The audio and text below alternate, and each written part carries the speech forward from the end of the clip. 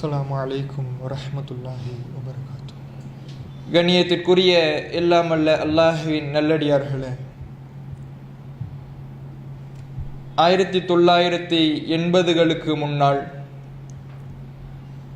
தமிழ் பேசும் மக்களுக்கு மத்தியிலே அசத்தியம் எனும் இருள் படர்ந்திருந்த வரலாற்று நிகழ்வுகளை நாம் அறிவோம். அசத்தியத்திலே மூழ்கி கிடந்த மக்கள் தடுக்கி விழுந்தால் கூட அல்லாஹ் என்று அழைப்பதற்கு பதிலாக நாகூர் ஆண்டவரை அடைந்து கொண்டிருந்த காலகட்டத்தில்தான் அல்லாஹ் ஒருவனையே வணங்க வேண்டும் என்கின்ற ஏகத்துவ சுடர் இந்த தமிழ் பேசும் மக்களுக்கு மத்தியிலே ஒளிர ஆரம்பித்தது. இன்றைக்கு அந்த கொள்கை பெரும் பிரகாசத்தை வீசிக்கொண்டிருக்கிறது, பரப்பிக் கொண்டிருக்கிறது. அதற்கு மிக முக்கியமான காரணம் என்னவென்று பார்த்தால், ஆரம்ப காலத்தில் இந்த கொள்கையை ஏற்றுக்கொண்டிருந்த சகோதரர்கள் அவர்கள் அனைவருமே தாங்கள் அறிந்த இந்த சத்திய கொள்கையை பிற மக்களுக்கு எடுத்து சொல்ல வேண்டும் என்கின்ற ஆர்வமும் வேட்கையும் கொண்டவர்களாக இருந்தார்கள். ஒரு சிறிய தகவல் கிடைத்தால் கூட, ஒரு துண்டு செய்தி அளவுக்கான விஷயம் தெரிந்தால் கூட அதை பிற மக்களுக்கு நாம் எடுத்து சொல்லியாக வேண்டும். நம் மூலியமாக குறைந்தது ஒரு 10 நபராவது இந்த ஏகத்துவத்திலே சங்கமிக்க வேண்டும். நரகத்தின் பாதையை நோக்கி நடைபோட்டு கொண்டிருந்த நம்மை இந்த சத்திய கொள்கை சுவனே பாதையை நோக்கி திருப்பியிருக்கிறது. அதுபோன்று ஏராளமான மக்களையும் நம்முடைய குடும்பத்தாரையும் நண்பர்களையும் நாம் ஏகத்துவத்தை நோக்கி அழைக்க வேண்டும் என்கின்ற ஒரே ஆர்வத்தினால், ஆசையினால் பிற மக்களை இந்த மார்க்கத்தை நோக்கி அழைத்து கொண்டிருப்பவர்களாக இந்த கொள்கையை ஏற்றுக்கொண்டிருந்த ஒவ்வொரு சகோதரர்களும் இருந்தார்கள். ஆனால் இன்றைக்கு அந்த அழைப்பு பணி என்பது மக்களுக்கு மத்தியிலே ஒரு வேறு வரையறைக்குள் வகுக்கப்பட்டதாக மாறி இருக்கக்கூடிய காட்சியை பார்க்கிறோம். அழைப்பு பணி செய்ய வேண்டும் என்றால் மைக்கு பிடிச்சு பேச தெரிஞ்சிருக்கணும், நல்ல நாவன்மை மிக்கவராக இருக்க வேண்டும், பேச்சாளராக இருக்க வேண்டும். இவர்களெல்லாம் தான் அழைப்பு பணி செய்ய வேண்டும் என்கின்ற ஒரு தவறான வரையறையை மக்கள் தங்களுக்கு தாங்களே வளர்த்து கொண்டு அந்த அழைப்பு பணி என்கின்ற வட்டத்திற்குள் தங்களை நுழைத்து கொள்ளாமல் வெளியிலே நின்று வேடிக்கை பார்க்கக்கூடியவர்களாக இன்றைக்கு பல சகோதரர்களை காண முடிகிறது. அல்லாஹ் தஆலா இந்த அழைப்பு பணிக்கு இது போன்ற எந்த வரையறையையும் குறிப்பிடவில்லை. அழைப்பு பணியை பற்றி சொல்லுகிற பொழுதெல்லாம் இந்த அழைப்பு பணி என்பது ஒவ்வொருவருமே செய்ய வேண்டிய பணி, இது அறிஞர்களுக்கான பணி கிடையாது, அனைவருக்கும் உண்டான பணி என்பதை திருமறை குர்ஆனுடைய பல்வேறு இடங்களில் அல்லாஹ் ரப்பல் ஆலமீன் குறிப்பிட்டு காட்டுகிறான். வல் முஃமினூன வல் முஃமினாத் பஅதுஹும் அவுலியாஉ பஅத். மூமினான ஆண்களும் மூமினான பெண்களும் அவர்களில் சிலருக்கு உற்ற தோழர்களாக இருக்கிறார்கள். எந்த விஷயத்திலே? யஅமுரூன பில் மஅரூஃப் வ யன்ஹவுன அனில் முன்கர். அவர்கள் நன்மையை ஏவுகிறார்கள், தீமையை விட்டு மக்களை தடுக்கிறார்கள். அல்லாஹ்வையும் மறுமை நாளையும் நம்பிக்கை கொண்டிருக்கிற மூமின்களுக்கு இலக்கணம் என்னவென்றால், அவர்களிடத்தில் இருக்க வேண்டிய மிக முக்கியமான தன்மை, எடுத்துக்காட்டு என்னவென்றால், அவர்கள் நன்மையை ஏவுவர்களாகவும் தீமையை தடுப்பவர்களாகவும் இருக்க வேண்டும் என்று மூமின்களுக்கான இலக்கணமாக அல்லாஹ் தன்னுடைய திருமறை குர்ஆனிலே குறிப்பிட்டு காட்டுகிறான். ஆனால் இன்றைக்கு அல்லாஹ்வை நம்பிக்கை கொண்டிருக்கிற ஏகத்துவ சொந்தங்களான நாம் அழைப்பு பணிக்கு, நன்மையை ஏவி தீமையை தடுக்கின்ற பணிக்கு நமக்கு நாமே ஒரு வரையறையை வகுத்து கொண்டு இந்த மூமின்களுக்கு இருக்க வேண்டிய தன்மையை மறந்து செயல்படுபவர்களாக இருந்து கொண்டு வருகிறோம். இன்னும் அல்லாஹ் திருமறை குர்ஆனிலே மற்றொரு இடத்தில் சொல்லுகிற பொழுது, குன்தும் ஹைர உம்மத்தின் உஹ்ரிஜத் லின்னாஸ், நீங்கள் தான் ஒட்டுமொத்த மனித சமுதாயத்திலேயுமே தேர்ந்தெடுக்கப்பட்ட சிறந்த சமுதாயமாக இருக்கிறீர்கள். ஆதம் அலைஹிஸ்ஸலாம் அவர்கள் முதல் கடைசி சமுதாயமாக இருக்கிற முஹம்மது நபி அவர்களுடைய சமுதாயமான இந்த சமுதாயம் வரை தோன்றி மறைந்த சமுதாயங்களிலேயே முஹம்மது நபி அவர்களின் சமுதாயமாகிய நீங்கள் தான் சிறந்த சமுதாயமாக இருக்கிறீர்கள் என்று இறைவன் குறிப்பிடுகிறான். நம்முடைய கண்ணோட்டத்தில் பார்த்தால் நமக்கு முன்னால் ஏராளமான சிறந்த சமூகத்தை பார்க்கலாம். ஆயுள் காலம் நீட்டிக்கப்பட்ட நூற்றுக்கணக்கான ஆண்டுகள் இந்த உலகத்திலே வாழ்வளிக்கப்பட்ட சமூகத்தார் இருந்திருக்கிறார்கள். அதுபோன்று தங்களுடைய கை விரல்களாலேயே மலைகளை குடைந்து தங்களுடைய இருப்பிடத்தை உருவாக்கக்கூடிய ஆற்றல் மிகுந்த சமூகத்தார் இருந்திருக்கிறார்கள்.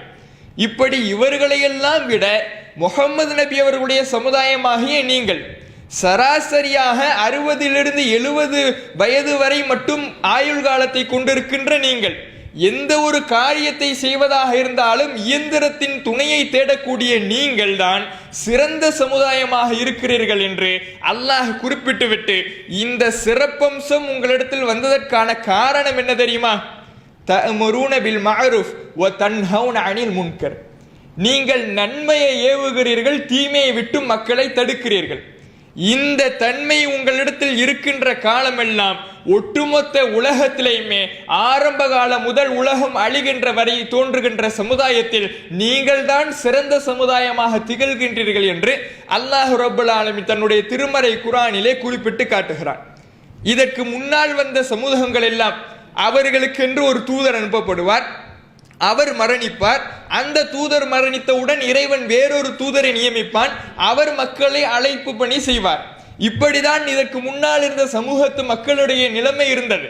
ஆனால் முகமது நபி அவர்கள்தான் இறுதி தூதர் என்று இறைவன் நியமித்த பிறகு அந்த அழைப்பு பணி செய்கின்ற பொறுப்பை மக்களாகிய இந்த கொள்கை ஏற்றுக்கொண்டிருக்கின்ற மூமின்களாகிய நம்மீது இறைவன் கட்டாய கடமையாக்கி இருக்கின்றான். நீங்கள் அழைப்பு பணி செய்ய வேண்டும். எப்படி ஒரு நாளைக்கு 5 வேளை தொழுவது கட்டாய கடமையோ அதுபோன்று ஒவ்வொரு மூமினிடத்திலும் இருக்க வேண்டிய எடுத்துக்காட்டு இலக்கணமாக இந்த அழைப்பு பணி செய்கின்ற கடமையும் ஒன்று என்று அல்லாஹ் திருமறை குர்ஆனிலே பல்வேறு இடங்களில் நமக்கு உணர்த்தி காட்டுகிறான். இன்னொரு இடத்தில் சொல்லுகிற பொழுது கூட உங்களுக்கு எது கட்டளையிடப்பட்டதோ அதை தயவு தாட்சணியம் பார்க்காமல் மக்களுக்கு மத்தியிலே போட்டு உடையுங்கள். என்ன செய்தி உங்களுக்கு சொல்லப்பட்டிருக்கிறது? ஏகத்துவம் சொல்லப்பட்டிருக்கிறது, வணக்க வழிபாடுகள் குறித்த தெளிவு சொல்லப்பட்டிருக்கிறது, அல்லாஹுடைய வேத வசனங்கள் சொல்லப்பட்டிருக்கிறது. அந்த வேத வசனங்களை அறிந்த நீங்கள் தயவு தாட்சணியம் பார்க்காமல் மக்களுக்கு மத்தியிலே போட்டு உடையுங்கள். இந்த கொள்கையை சொன்னால் இதுவரை நட்புடன் பார்த்த என்னுடைய நண்பன் என்னை பகைப்பானே, கவலை கொள்ளாதீர்கள். உறவாடி வந்த என்னுடைய உறவினர்கள் என்னுடைய உறவை முறித்து பகைத்து கொண்டு செல்வார்களே, கவலை கொள்ளாதீர்கள். இதுவரை உங்களுக்கு கிடைத்த லாபங்கள் எல்லாம் இந்த ஏகத்துவத்தை சொல்வதனால் நஷ்டங்களாக மாறுகிறதா, கவலை கொள்ளாதீர்கள். தயவு தாட்சணியம் பார்க்காமல் எதற்கும் வழிந்து நெளிந்து சொல்லாமல் போட்டு உடையுங்கள் என்று இந்த மார்க்கத்தை பற்றியான ஒரு கட்டளையை, ஒவ்வொருவருக்கும் இந்த ஏகத்துவ அழைப்பு பணி செய்ய வேண்டும் என்கின்ற கட்டளையை இறைவன் இடக்கூடிய காட்சியை பார்க்கிறோம். இப்படி ஒவ்வொருவருக்கும் இறைவன் விதித்த மிக முக்கியமான கட்டாய கடமையாக இருக்கிறது.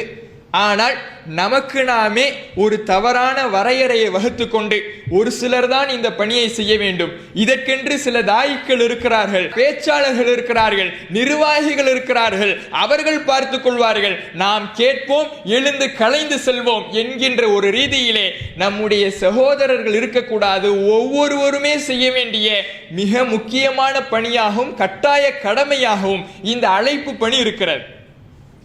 இந்த அழைப்பு பணி ஆரம்ப காலத்தில் இருந்த சகோதரர்கள் இதை செய்வதற்காக, மக்களை இந்த கொள்கையை நோக்கி அழைப்பதற்காக தாங்கள் விஷயத்தை தெரிஞ்சுக்கணும்ல. மக்களை இந்த கொள்கையை நோக்கி அழைக்க வேண்டும் என்றால் அவர்கள் முதலில் விஷயங்களை தெரிந்து கொள்ள வேண்டும், இது பற்றியான ஞானத்தை வளர்த்து கொள்ள வேண்டும். அதற்காக அவ்வளவு பாடுபடுவார்கள். ஒரு சிறிய ஒருவரி தகவல் கிடைத்தால் கூட அதை பிற மக்களுக்கு பரப்பி கொண்டிருப்பார்கள். ஆனால் இன்றைக்கு நாம நிறைய விஷயங்களை தெரிந்து கொண்டிருக்கிறோம். பல விஷயங்களை சர்வ சாதாரணமாக நம்முடைய ஸ்மார்ட் போன் வாயிலாக அறிந்து கொண்டு இருக்கிறோம். இப்படி பல தகவல்களை தெரிந்து கொண்டும் இறைவனுடன் போதிக்கப்பட்ட கல்வியை நம்முடைய உள்ளத்தில் வைத்துக் கொண்டும் அதை சமாதி கட்டி புதைக்கின்றோமே தவிர பிற மக்களுக்கு எடுத்து சொல்லுகிற வேகம் படைத்தவர்களாக நம்மில் பலர் இல்லை என்பதே மிக பெரிய உண்மையாக இருக்கிறது. அதற்கான நேரத்தை ஒதுக்குவது கிடையாது. நண்பர்களோடு கூடுகிற பொழுது மார்க்கத்தை பற்றி பேசுவோம். என்னுடைய நண்பர்களில் பலர் ஏகத்துவத்தை ஏற்காமல் இருக்கிறார்கள், அவர்களுக்கு நான் ஏகத்துவத்தை போதிக்கிறேன் என்று செய்வது கிடையாது.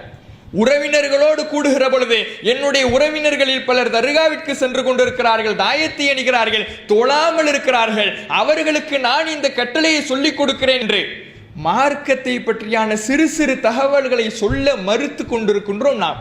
அல்லாஹுடைய தூதர் அவர்கள் குறிப்பிட்டு காட்டுகிறார்கள், பல்லிகு அன்னி வலவ் ஆயா, என்னிடத்திலிருந்து ஒரே ஒரு செய்தியை நீங்கள் கேட்டால் கூட, என்னிடத்திலிருந்து ஒரே ஒரு செய்தியை மட்டும் நீங்கள் அறிந்து வைத்திருந்தால் கூட அதை பிற மக்களுக்கு எடுத்து சொல்லிவிடுங்கள். உங்களுடைய உள்ளத்திற்குள்ளே வைத்து பூட்டிக் கொள்ளாதீர்கள், பிற மக்களுக்கு பரப்பி விடுங்கள் என்று அல்லாஹுடைய தூதர் அவர்கள் சொன்னார்கள். ஒரு செய்தி தெரிஞ்சா கூட சொல்லுங்க, எல்லாத்தையும் தெரிஞ்சுக்கணும், படித்து பட்டம் வாங்க வேண்டும், ஆலிமாக மாற வேண்டும், பேச்சாளராக மாற வேண்டும் என்கின்ற நிலை கிடையாது. ஒரே ஒரு தகவல் தெரிகிறது, தர்காவிற்கு செல்லக்கூடாது என்று தெரிகிறது, ஐவேளை தொழ வேண்டும் என்று தெரிகிறதா, அதை பிற மக்களுக்கு எடுத்து சொல்லுங்கள் என்றுதான் மார்க்கம் சொல்லுகிறதே தவிர அனைத்தையும் தெரிந்து கொண்டு செல்லுங்கள் என்று மார்க்கம் ஒருபோதும் சொல்லவில்லை. அப்படிப்பட்ட ஒரு கடமையை நாம் சுமந்து கொண்டிருக்கிறோம், அதை செய்ய வேண்டும், அதற்கான நேரத்தை ஒதுக்க வேண்டும். நம்முடைய நண்பர்களோடு கூடுகிற பொழுது இதற்கென்று ஒரு சொற்ப நேரத்தையாவது ஒதுக்கக்கூடிய மக்களாக நான் இருக்க வேண்டும். ஆனால் இன்றைய நிலைமை என்ன? நம்முடைய நேரத்தை அர்ப்பணிப்பதற்கு கூட முன்வராத மக்களாக நாம் இருக்கிறோம். நேரத்தை, சிறிது நேரத்தை ஒதுக்கி நம்முடைய அலுவல்களை ஒதுக்கி வைத்துவிட்டு அல்லாஹுடைய மார்க்கத்தை மேலோங்க செய்வதற்காக நான் பாடுபடுகிறேன், என்னுடைய நேரத்தை அர்ப்பணிக்கின்றேன், அந்த நேரத்தில் எந்த வேலை வந்தாலும் அதை ஒதுக்கி வைக்க நான் தயாராக இருக்கிறேன் என்கின்ற அந்த வேகம், அர்ப்பணிப்பு மனப்பான்மை இன்றைய நம்முடைய சகோதரர்களிடத்தில் குறைந்திருக்கிறது. நான் நன்றாக இருக்க வேண்டும், என்னுடைய குடும்பம் நன்றாக இருக்க வேண்டும், நாங்கள் ஏகத்துவத்தில் சங்கமித்து விட்டோம், இனிமேல் என்ன, பொருளாதாரத்தை திரட்டுவதுதான் ஒரே நோக்கம், இதுக்கு மேல் அழைப்பு பணி செய்வதற்கு வேறு வேலை இல்லை என்று ஒதுங்கி செல்லாமல் நம்முடைய நேரங்களை ஒதுக்கி அழைப்பு பணி செய்ய வேண்டும். நபிகள் நாயகம் ஸல்லல்லாஹு அலைஹி வஸல்லம் அவர்களுடைய காலத்தில் பார்க்கின்றோம், அன்றைக்கு வாழ்ந்து வந்த இந்த சஹாபாக்கள் இன்றைக்கு நாம் நேரத்தை ஒதுக்குவதற்கு யோசித்துக் கொண்டிருக்கிறோம். ஆனால் அன்றைக்கு அவர்கள் தங்களுடைய உதிரங்களை, உடல் உறுப்புகளை, உயிரை இந்த மார்க்கத்திற்காக விதையாக விதைத்தார்கள். அந்த விதைதான் இன்றைக்கு இஸ்லாமிய மார்க்கமாக மிகப்பெரிய ஆழ விருட்சமாக வளர்ந்து நிற்கின்றது. ஆனால் இன்றைக்கு நாம் வியர்வை துளிகளை கூட விதையாக விதைப்பதற்கு யோசித்துக் கொண்டிருக்கிறோம். நபிகள் நாயகம் ஸல்லல்லாஹு அலைஹி வஸல்லம் அவர்களுடைய காலத்தில் பார்க்கிறோம், அனஸ் பின் நல்ர் என்கின்ற நபித்தோழர், அனஸ் ரலியல்லாஹு அன்ஹு அவர்களுடைய தாய் மாமா, இவர் பெயரும் அனஸ் தான், அனஸ் பின் நல்ர். இவர் பத்ரு போரில் கலந்து கொள்ளல. பத்ரு போரில் ஏன் கலந்து கொள்ளவில்லை என்றால், பத்ரு போரை பொறுத்தவரையில திடீரென்று ஏற்பட்ட போர், ரொம்ப பிளான் பண்ணி திட்டம் தீட்டி படைகளை திரட்டி சென்று நடைபெற்ற போர் கிடையாது. வியாபார கூட்டத்தை நாடி செல்லுகிறார்கள், போர் பிரளயமாக மாறுகிறது, அந்த இடத்திலே போர் செய்ய வேண்டும் என்கின்ற கட்டாயம் வருவதனால் நிறைய சஹாபாக்களினால் கலந்து கொள்ள முடியவில்லை. அதுல ஒருவர் தான் அனஸ் பின் நல்ர் ரலியல்லாஹு அவர்கள். இவரும் அந்த போர்ல கலந்து கொள்ளாததின் காரணத்தினால் அந்த கவலையை அல்லாஹுடைய தூதர் அவர்களிடம் வெளிப்படுத்துகிறார். அல்லாஹுடைய தூதர் அவர்களே, நான் இந்த பத்ரு போரில் கலந்து கொள்ளுகின்ற வாய்ப்பை இழந்து விட்டேன், இறைவன் எனக்கு இன்னொரு வாய்ப்பை வழங்குவான் என்றால், இன்னொரு போரிலே முஷ்ரிக்கீன்களை எதிர்த்து நிற்கின்ற ஒரு வாய்ப்பை வழங்குவான் என்றால், அசத்தியவாதிகளுக்கு எதிராக நின்று போரிடுகின்ற ஒரு தருணத்தை எனக்கு தந்தருள்வான் என்றால், அப்பொழுது என்னுடைய தியாகம் எத்தகையது என்பதை அல்லாஹ் அறிந்து கொள்வான் என்று அனஸ் பின் நல்ர் ரலியல்லாஹு அன்ஹு அவர்கள் அல்லாஹுடைய தூதர் அவர்களிடத்தில் சொல்லுகிறார். அதே போன்று உஹது போர் வருகிறது, உஹது போரிலே பங்கு கொள்ளுகிறார். உஹது போரை பொறுத்தவரையிலே ஆரம்ப பகுதி இஸ்லாத்திற்கு மிகப்பெரிய ஒரு வெற்றி குவிந்து கொண்டிருக்கிறது. ஒரு சிலர் செய்த தவறின் காரணத்தினால் போரினுடைய பிற்பகுதி தலைகீழாக மாறுகிறது. இஸ்லாமிய படைக்கு மிகப்பெரிய ஒரு அடி விழுந்து கொண்டிருக்கிறது. அந்த சமயத்திலே பல முஸ்லிம்கள் எதிரி படையை நோக்கி தாக்குதல் நடத்தி கொண்டிருந்தவர்கள் எதிரிகளுடைய அடியின் காரணத்தினால் முஸ்லிம் படையை நோக்கி பின்னோக்கி வந்து கொண்டிருக்கிறார்கள். அந்த சமயத்தில் இஸ்லாமிய படையிலிருந்து எதிரிகளை முன்னோக்கி வீர நடை போட்டு ஒருவர் செல்லுகிறார். அவர் யார் என்றால் அனஸ் பின் நல்ர். எதிரிலே பார்க்கிறார், ஸஅத் ரலியல்லாஹு அன்ஹு அவர்கள் இருக்கிறார்கள். அவர்களிடத்திலே சொல்லுகிறார், இன்னி அஜீது ரீஹல் ஜன்னதி தூன உஹத், உஹது மலையின் அடிவாரத்திலே சுவனத்தின் வாடையை நான் நுகர்ந்து கொண்டிருக்கிறேன். அந்த சுவனத்தை நோக்கி நான் புறப்பட தயாராகி அதை நோக்கி சென்று கொண்டிருக்கிறேன், வாருங்கள் என்று சொல்லிவிட்டு வீர நடைபோட்டு எதிரிகளை முன்னோக்கி செல்லுகிறார். கடுமையான முறையிலே போரிடுகிறார். இறுதியிலே எதிரிகளால் கொல்லப்படுகிறார். கொல்லப்பட்டால் அவருடைய ஒரு உடம்பிலே 80க்கும் மேற்பட்ட காயங்கள் எதிரிகளால் காயப்படுத்தப்பட்டிருக்கிறது. ஈட்டியால் குத்தப்பட்டு, வாட்களால் வெட்டப்பட்டு, அம்புகளால் துளைக்கப்பட்டு 80க்கும் மேற்பட்ட காயங்கள் அவருடைய உடலை பதம் பார்த்திருக்கிறது. அவர் யார் என்ற அடையாளம் காண முடியாத அளவிற்கு அவருடைய உடலை எதிரிகள் சிதைத்து வைத்திருக்கிறார்கள். இத்தகைய அர்ப்பணிப்பை, தன்னுடைய உடலை, உயிரை அவர் இழந்ததற்கான காரணம் என்ன? அல்லாஹுடைய மார்க்கம் மேலோங்க வேண்டும். இறைவனுடைய மார்க்கத்தை நான் மேலோங்க செய்வதற்காக எதையும் இழக்க தயார் என்கின்ற மனப்பான்மையிலே அவருடைய ஈமானிய அமுதம் சுரந்திருந்ததே. இன்றைக்கு நம்மில் எத்தனை பேரிடத்தில் இது போன்ற வேகம் இருக்கிறது? நேரத்தை இழக்க தயாராக இருக்கிறோமா? அல்லாஹுடைய மார்க்கத்தை பிற மக்களுக்கு போதிப்பதற்காக நாம் வீணான பேச்சுகளில் ஈடுபடுகின்ற பொழுது, அரட்டை அடித்துக் கொண்டிருக்கின்ற பொழுது, நம்முடைய மார்க்கத்தை சொல்வதற்காக சிறிது நேரத்தை ஒதுக்குகிறோமா? அல்லது மார்க்கத்தை சொல்லுகின்ற சபைகளுக்காக பாடுபட்டு உழைத்து நம்முடைய வியர்வை துளிகளை சிந்துகிறோமா? இதற்கென்று சிலர் இருக்கிறார்கள், அதற்கென்று நிர்வாகிகள் இருக்கிறார்கள், அவர்கள் பார்த்துக் கொள்வார்கள் என்று பல சகோதரர்கள் ஒதுங்கி நிற்பதினால்தான் ஏகத்துவ வளர்ச்சியில் ஒரு தேக்கம் அடைந்து கொண்டிருக்கிறது. ஒவ்வொருவரும் அழைப்பு பணி செய்ய ஆரம்பித்தால் ஆரம்ப காலத்தில் எப்படி செய்ததினால் இன்றைக்கு விளைவு மிகப்பெரிய ஒரு ஜோதி ஒளிர்விட்டு சுடர்விட்டு எரிந்து கொண்டிருக்கிறதோ அது போன்ற ஒரு பிரகாசத்தை நாளைய விடியலிலே பார்க்கலாம். ஒவ்வொருவரும் அழைப்பு பணி செய்ய வேண்டும், அர்ப்பணிப்பு செய்ய வேண்டும். அந்த அர்ப்பணிப்பு மனப்பான்மை தான் நாளைய ஏகத்துவத்திற்கு எதிர்காலமாக அமைகிறது. இன்னும் நபிகள் நாயகம் ஸல்லல்லாஹு அலைஹி வஸல்லம் அவர்களுடைய காலத்தில் பார்க்கிறோம், ஒரு நபித்தோழர், ஒரு கிராமப்புறவாசி ரசூலுல்லாஹ்விடத்தில் வரார். வந்து அல்லாஹுடைய தூதரவர்கள் பற்றியான தகவல்களை தெரிந்து கொண்டு ரசூல்லா வந்து பார்க்கிறார். இவர் இஸ்லாத்துக்குள்ள வரல, இஸ்லாத்தை பற்றி தெரிஞ்சுக்கிறதுக்காக தான் வரார். ரசூல்லா இடத்துல உபதேசங்களை பெறுகிறார். உபதேசங்களை பெற்று தன்னை இஸ்லாத்திற்குள்ள இணைத்து கொள்ளுகிறார். இணைத்து கொண்டு விட்டு தன்னுடைய கிராமத்துக்கு போயிடுறார். ரசூலுல்லா மதீனாவுல இருக்கிறாங்க. அந்த மதீனா சிட்டி நகரம், அதை சுற்றி இருக்கக்கூடிய கிராமப்புறத்தை சார்ந்தவர் தான் அவர் தன்னுடைய கிராமத்துக்கே போயிடுறார். போயிட்டா அப்போ ஒரு போர் வருகிறது. அந்த போரிலே பங்கெடுப்பதற்காக நபித்தோழர்களை அல்லாஹுடைய தூதர் அவர்கள் அழைக்கின்றார்கள். அழைத்து ஒவ்வொருவருக்கும் ஒவ்வொரு பொறுப்பை கொடுத்து விடுகிறார்கள். இவரை அழைக்கவில்லை. இஸ்லாத்திற்குள் புதிதாக நுழைந்திருக்கிற இந்த கிராமப்புறவாசி அல்லாஹுடைய தூதர் அவர்கள் அழைக்கவில்லை. அவர் ரசூல்லாட்ட வந்து கேட்கிறார், அல்லாஹுடைய தூதர் அவர்களே, நானும் இந்த போரிலே பங்கெடுக்கிறேன் என்று சொல்லுகிறார். ரசூல்லா ஏன் புதுசா இஸ்லாத்துக்கு வந்தவருக்கு சிரமத்தை கொடுக்கணும், இவரை விட்டுடுவோம் என்ற அடிப்படையில புதுசா இஸ்லாத்துக்கு வந்தவருக்கு ரொம்ப பெரிய சிரமம்ல. போர் என்றால் என்ன ஆகும்னே தெரியாது. உடல் உறுப்புகள் அப்படியே திரும்புமா, அல்லது உயிர் திரும்புமா, அல்லது பிணமாக வருவோமா, எதுவுமே தெரியாது. இப்படிப்பட்ட சிரமமான சூழ்நிலையை எடுத்தெடுப்பிலே கொடுத்துட வேணாம் அப்படிங்கிற அடிப்படையில் அவரை விட்டுடுறாங்க. ஆனால் அவர் மீண்டும் வந்து ரசூல்லா இடத்துல கேட்கிறார், அல்லாஹுடைய தூதர் அவர்களே, நானும் இந்த போரிலே பங்கெடுக்க வேண்டும் என்று கட்டாயமாக நின்று கொண்டிருக்கிறார். ரசூலுல்லா அவருக்கு ஒரு பொறுப்பை வழங்குகிறார்கள். என்ன பொறுப்புனா, போர்ல பங்கெடுக்கிறாங்கள படை வீரர்கள், அவர்களுடைய வாகனங்களை பாதுகாக்கக்கூடிய பாதுகாவலர் அப்படிங்கிற ஒரு பொறுப்பை அந்த கிராமப்புறத்திலிருந்து வந்த இஸ்லாத்தை ஏற்றுக்கொண்ட அந்த கிராமப்புறவாசிக்கு அல்லாஹுடைய தூதர் அவர்கள் வழங்குகிறார்கள். அவரும் அந்த பணியை சிறப்பாக செய்து முடிக்கிறார். அல்லாஹுடைய தூதர் அவர்களுக்கு போரிலே வெற்றி வாகை சூடிய வீரராக சிங்கம் என அமர்கிறார்கள். கனிமத்து பொருட்களை பங்கு வைத்து கொடுக்கிறார்கள். ஒவ்வொருவருக்கும் சேர வேண்டிய பங்குகளை, உரிமைகளை கொடுத்தவுடன் வாகன பாதுகாவலர் என்கின்ற அடிப்படையில் இவருக்கும் ஒரு பங்கை ரசூலுல்லாஹ் கொடுக்குறாங்க. கொடுத்து அனுப்புறாங்க. சஹாபாக்கள் எடுத்துக்கிட்டு போறாங்க. எடுத்துக்கிட்டு போய் கொடுத்தா அவர் கேட்கிறார், இது என்ன? இப்படி ரசூல்லா உங்களுக்குன்னு பங்கு வச்சு கொடுத்த பங்கீட்டு தொகை, இது உங்களுக்கு சேர வேண்டிய உரிமை. போரில் பங்கெடுத்தோம் அல்லவா, இதில் ஒவ்வொருவருக்கும் ஒவ்வொரு பங்கு வரும், இது உங்களுக்கு சேர வேண்டிய பங்கு என்று சஹாபாக்கள் விளக்குகிறார்கள். இவர் வருகிறார். அந்த கொடுத்த அன்பளிப்பை எடுத்துக்கொண்டு வேகமாக ரசூலுல்லாவிடம் வருகிறார். வந்து அல்லாஹுடைய தூதர் அவர்களிடத்தில் கேட்கிறார், மாஹாதா யா ரசூலல்லாஹ், அல்லாஹுடைய தூதர் அவர்களே, இது என்ன, எதற்காக இதை எனக்கு வழங்கினீர்கள் என்று கேட்கின்றார்.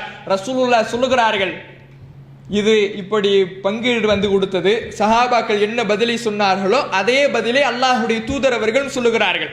இப்படி போரில் பங்கெடுத்ததின் காரணத்தினால் இந்த பங்கீட்டு தொகை உனக்கு சேர வேண்டியது, அதனால் உனக்கு கொடுத்து அனுப்பினேன் என்று சொன்னவுடன் அவர் சொல்லுகிறார், அல்லாஹுடைய தூதர் அவர்களே, மாலா ஹாதா இத்தபாத்து, உங்களை நான் இதற்காக பின்பற்றவில்லை.